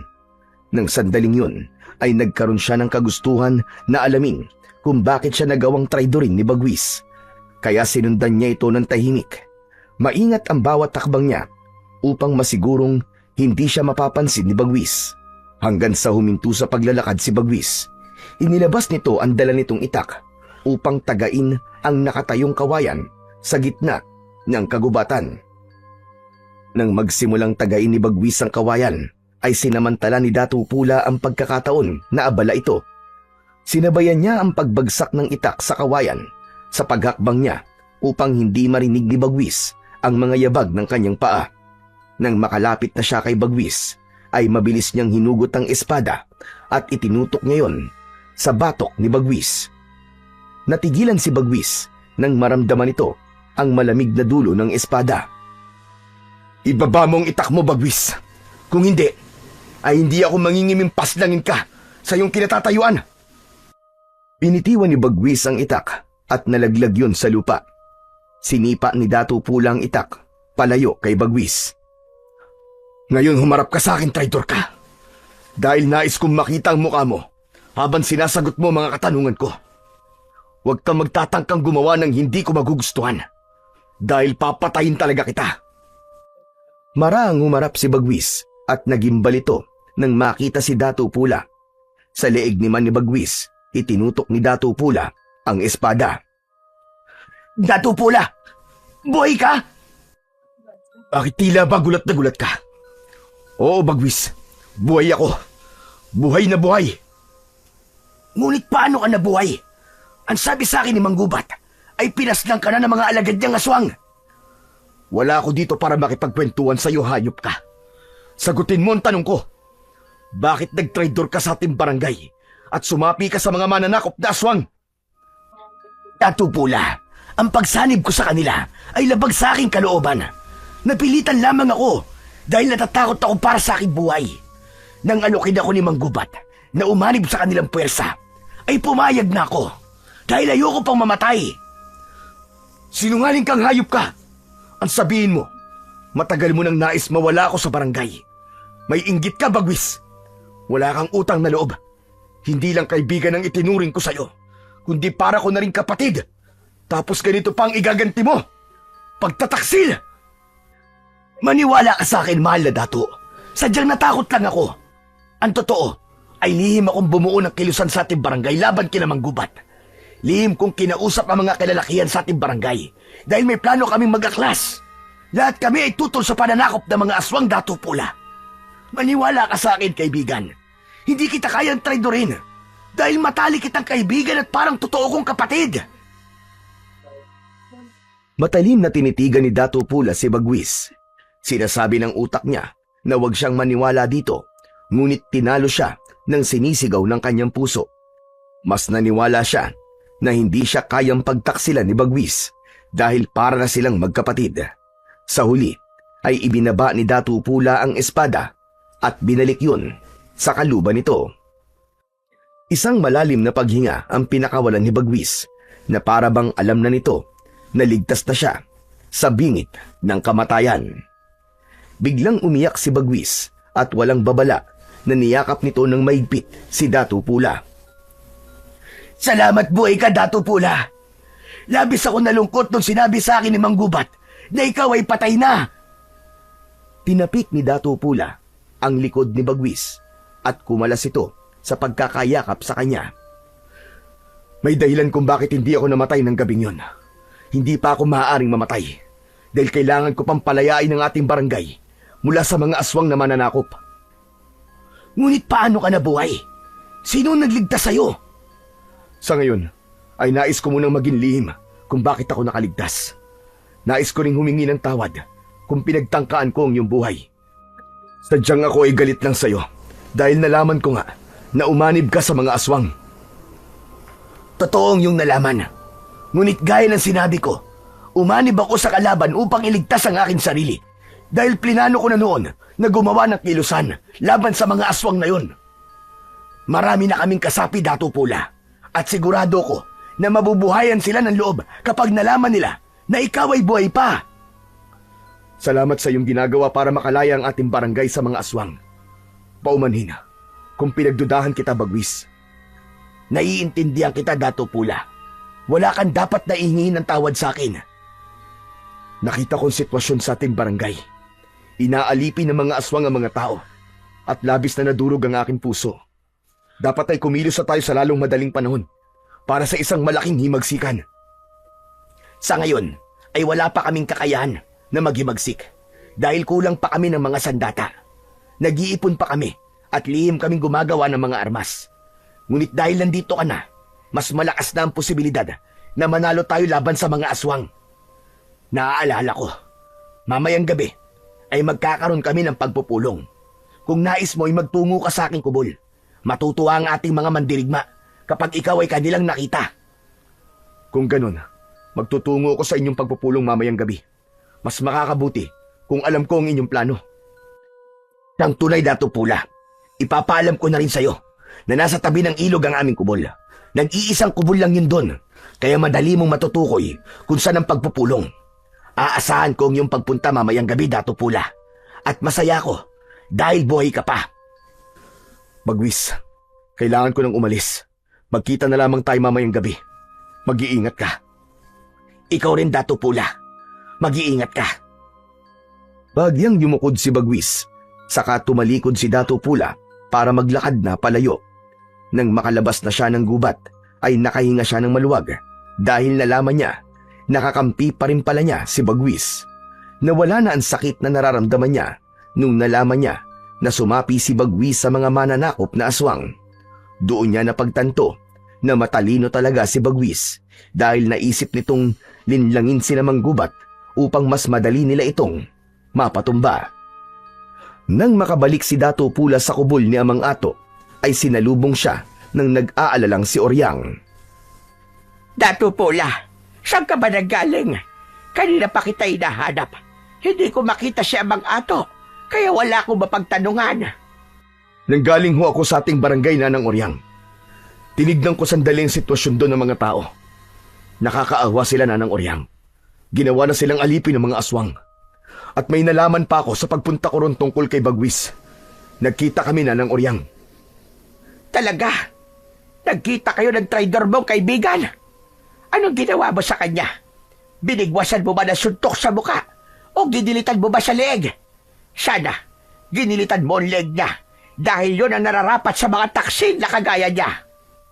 Huminahon ka, Nanang Oryang. Wala akong ginawa kay Bagwis. Hindi ko siya sinaktan. Ako, alam mo bang matagal na akong gigil sa Bagwis na yon?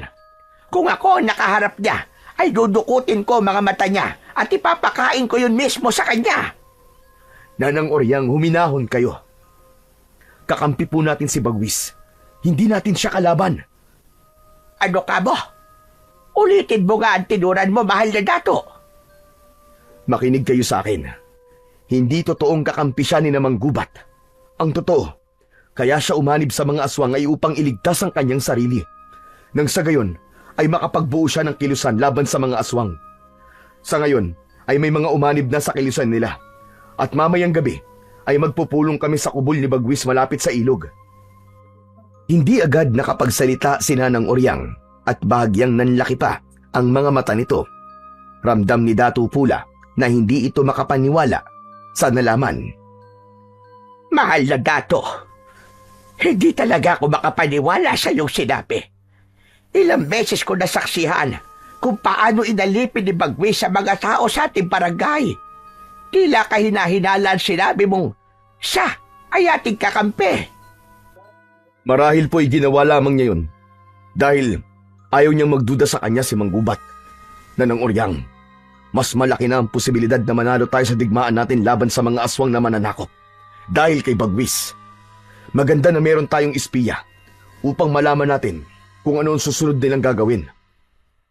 Magandang bagay nga yan. Ngunit duda pa rin ako kay Bagwis, mahal na dato. Alisin mo na ang pagdududa sa kanya dahil siya ay tunay nating kakampi. Huwag kang mag-alala, Nanang Oryang, dahil nararamdaman ko na malapit nang makalaya ang ating barangay mula sa mga mananakop na aswang. Nang dumating si Amang Ato, ay ipinaalam dito ni Dato Pula ang nalaman niya tungkol kay Bagwis. Ipinaalam din niya ang mangyayaring pagpupulong mamayang gabi. Gaya ni Nanang Oryang, ay nagkaroon din ng pagdududa si Amang Ato kay Bagwis. Anito, ay hindi nito maintindihan kung bakit wala pa rin itong tiwala sa kaibigan ni Dato Pula. Ipinaliwanag naman ni Dato Pula kay Amang Ato na talagang kakampi nila si Bagwis. Pagsapit ng gabi, ay naghanda na si Dato Pula sa pagpunta sa pagpupulong. Isinabit niya ang espada sa kanyang bewang. Paglabas niya ng kubol, ay nag-uusap doon sina Nanang Oryang at Amang Ato. Lumapit siya sa dalawang matanda at nagpaalam. Mahal na dato Pula, huwag ka na kayang tumuloy sa iyong pupuntahan. O kaya isama mo na lang kami ni Amang Ato. Nanang Oryang, huwag na kayo mag-alala sa akin. Magiging ligtas ako. dahil si Bagwis at ang mga kaanib sa kilusan ang aking kikitain. Nararapat lamang na naroon ako sa pagpupulong na yon upang malaman ko kung ano magiging hakbang namin para mabawi ang ating barangay sa mga aswang na mananakop. Mukhang hindi ka na namin mapipigilan. Kaya't mag-iingat ka na lamang, mahal na dato. Ngunit kapag hating gabi na at wala ka pa rin, ay susundan ka na namin doon. Kayo pong bahala, Amang Ato. Ngunit sigurado ko na buhay ako makakauwi dito. Paalam na po sa inyong dalawa. Matapos ang maikling pag-uusap, ay naglakad na si Dato Pula sa lugar kung saan gaganapin ang pagpupulong. Mabilis siyang nakarating sa nag-iisang kubol malapit sa ilog. Bago siya pumasok doon, ay luminga muna siya sa paligid upang makasiguro na walang aswang sa paligid. Sa pagpasok ni Dato Pula sa kubol, ay napakunot-no siya sapagkat walang kahit isang tao doon. Nagtungo siya sa gitna ng kubol at luminga. Ang tanging naroon ay isang gasera na may sindi. Hindi kaya nagkamali ako ng kubol na napuntahan? Bakit walang katao-tao dito? Nagdesisyon na lang si Dato Pula na lumabas. Natigilan siya nang makitang napakaraming aswang na nakapalibot sa kubol. Agad niyang hinugot ang kanyang espada at inihandaan sarili sa pakikipaglaban. Mula sa kumpul ng mga aswang ay lumabas si Manggubat at habang naglalakad ito papunta sa direksyon ni Dato Pula ay nagbabagong anyo ito hanggang sa tuluyan na itong naging aswang. Ngunit ang talagang gumulat kay Dato Pula ay ang paglitaw ni Bagwis sa kumpul ng mga aswang. Nakangisi ito ng nakakaloko at tumabi pa kay Manggubat. Bagwis, anong ibig sabihin nito? Hindi mo pa rin ba alam, Dato Pula? Nilinlang lang kita. Walang pagpupulong at walang kilusan. Lahat ng yon ay pawang kasinungalingan lamang upang madala kita sa lugar na to. Tama nga si Nanang Oryang at Amang Ato. Hindi dapat ako nagtiwala sa iyong traidor ka. Mahusay ang iyong ginawa, Bagwis. Ngayon ay may kasiguraduhan na ang kamatayan ng magiting na si Dato Pula. Isang karangalan ho ang mapaglingkuran ka, Dato Manggubat. Yumukod pa si Bagwis kay Manggubat. At dahil doon, tapos na ako sa iyo, Bagwis. Wala ka ng silbi sa akin. Teka, anong ibig mong sabihin? Biglang isinaksak ni Manggubat ang matutulis nitong kuko sa dibdib ni Bagwis at dinukot nito ang puso nun. Hindi na nakapagbigay pa ng kahit na anong reaksyon si Bagwis dahil agad na bumagsak ang katawan nito sa lupa. Dinurog ni Manggubat ang puso ni Bagwis sa mga kamay nito at nakangising tumingin kay Dato Pula. Hindi makapaniwala si Dato Pula sa ginawa ni Manggubat kay Bagwis. Nasaktan siya sa pagkamatay ni Bagwis, ngunit alam niya na yon ang nararapat na kaparusahan para sa mga kagaya nitong traidor.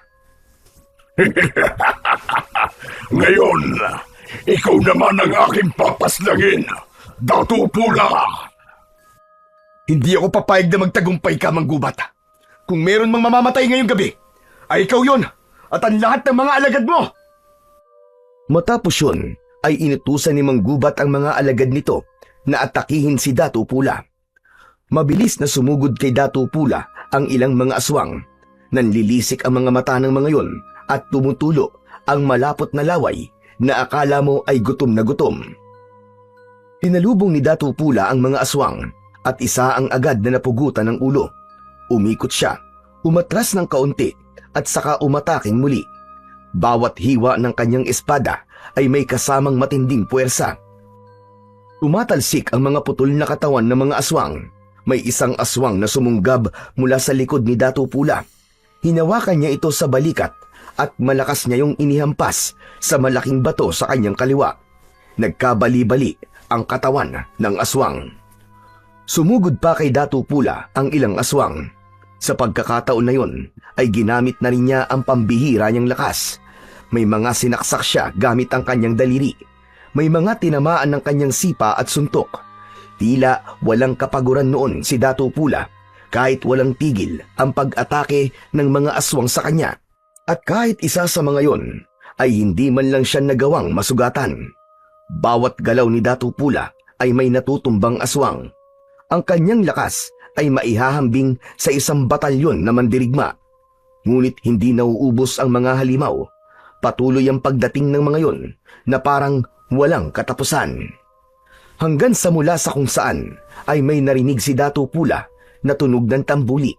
At sa kadiliman ng kagubatan ay lumitaw ang mga sulo na may apoy. Isa-isang nagsulputan ang mga mandirigmang buhat sa barangay ni Amang Ato. Tangan ang mga sibat, pana at gulok. Pinangunahan yun ni Datu Bagani na siyang namumuno sa barangay na yun. Hindi makapaniwala si Datu Pula sa kanyang nasaksihan. Nagtataka man siya kung paano nalaman ni Datu Bagani na naroon siya at nakikipaglaban. Ay hindi na muna niya yon inisip at muli siyang nakipaglaban sa mga aswang. At sa pagkakataon na yon ay hindi na siya mag-isa. Hanggang sa biglang lumitaw si Mang Gubat sa harapan ni Datu Pula. Walang laban ng mga mandirigmang yan sa lakas naming mga aswang! Huwag kang magsalita ng tapos, Mang Gubat! Dahil kakainin mo yung sinasabi mo! Tapusin na natin ito, Datu Pula! Mabilis na sumugod si Mang Gubat. Sumalubong si Datu Pula at sinalag niya ang matutulis nitong mga kuko gamit ang kanyang espada. Kumiskis ang kuko ni Mang Gubat sa espada. Malakas siyang itinulak ng aswang. Napaatras siya at muling umatake si Mang Gubat. Sa bilis nito ay hindi niya nagawang iwasan ang pagbaon ng mga kuko nito sa kanyang balikat. Sumuko ko na lamang, Datu Pula. Huwag kang mag-alala dahil sisiguraduhin kong hindi mo mararamdaman ang iyong kamatayan. Hindi ako naging dato para sumuko. Ikaw ang humanda dahil kahit kailan, sa ngalan ng aking ama at ang aming mga batala, ay hindi kailanman magwawagi ang kasamaan laban sa kabutihan. Katapusan mo na, Mang Gubat! Magkakasunod na atake ang pinakawalan ni Datu Pula. Nagawa niyang masugatan sa dibdib si Mang Gubat gamit ang espada na sinundan niya ng malakas na sipa sa tiyan nito. Napaatras si Mang Gubat pero ngumisi ito at sa isang iglap ay naglaho ito sa paningin ni Datu Pula. Biglang tumalon mula sa itaas ng isang puno si Mang Gubat at bumagsak sa likuran ni Datu Pula. Naramdaman naman ni Datu Pula ang presensya ni Mang Gubat sa kanyang likuran. Mabilis siyang yumuko at sa hangin tumama ang matutulis nitong kuko. Umikot paharap si Datu Pula habang nakaluhod at itinarak niya ang kanyang espada sa tiyan ng pinuno ng mga aswang. Nanlaki ang mga mata ni Mang Gubat dahil sa pagkabigla. Inikot ni Datu Pula ang espada at hinila niya yon pataas. Mula sa tiyan hanggang sa leeg ni Mang Gubat ay isang malaking hiwa ang natanggap nito. Sa pagkamatay ni Mang Gubat ay tila nawala ng direksyon ang mga alagad nitong aswang.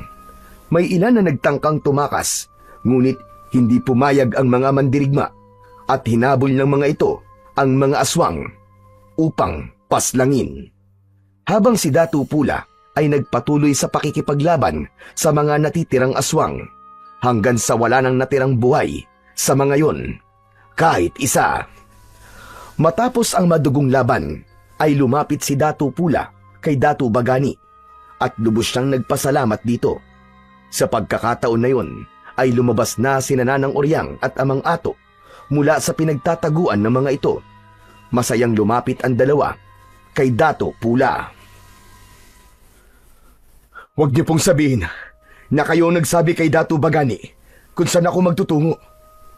Ama ka, mahal na Datu. Dahil hindi kami mapalagay ni Oryang, kaya kinausap namin si Datu Bagani upang ikay sundan.